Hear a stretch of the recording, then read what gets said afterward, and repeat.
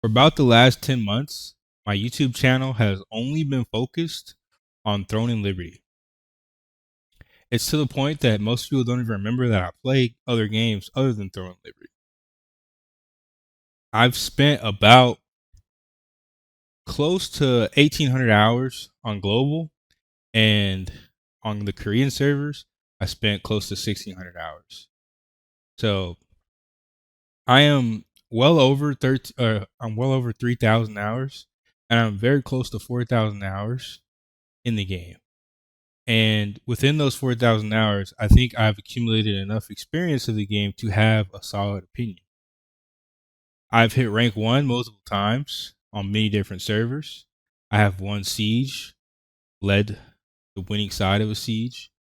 I have shot called as a DPS. I have shot called as a Templar. I have played over 8 different classes, 6 different builds in T2.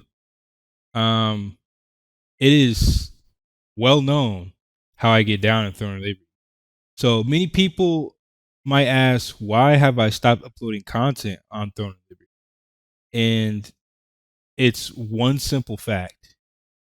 That simple fact is that the game is subpar as to what it could potentially be. There are numerous reasons as to why it is subpar. However, I'm going to list the most impactful reasons as to why I believe Throne and Liberty needs to change or is going to fail and be dropped like a hot fly.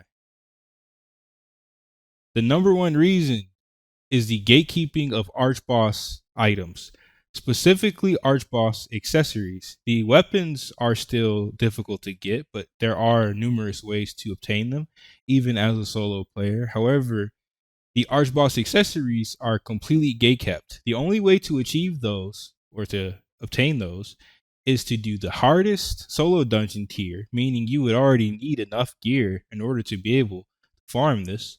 And me being 1,800 hours in, I can complete it for sure, but it takes so much time that it's barely even worth it for the RNG chance. So you have that one method, right?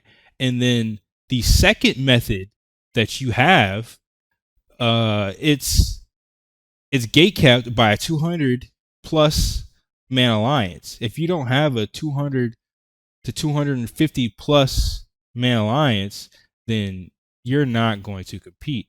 So your choices are to become an employee or to get zerged to the point where you're completely gate kept from Archboss accessories. That is a huge problem for people that want to push towards end game.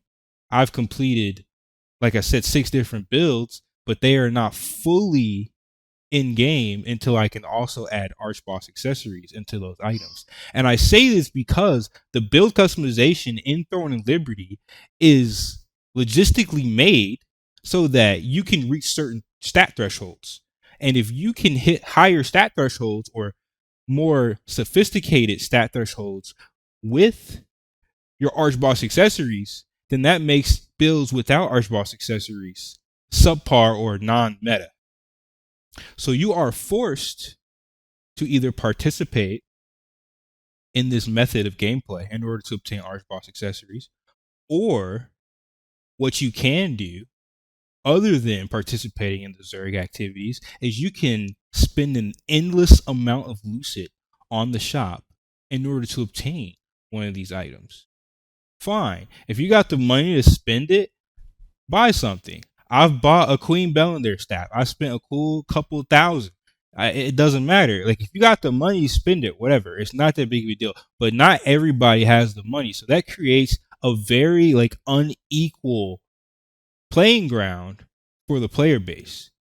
You are forced into to make these decisions that aren't really fun at the end of the day.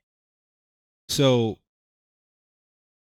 if you want to compete at the highest level, you are going to be forced into one of these decisions: swiping, joining a Zerg guild, no lifing, to the point where it's not fun. That is the main problem that I see with Throne and Liberty.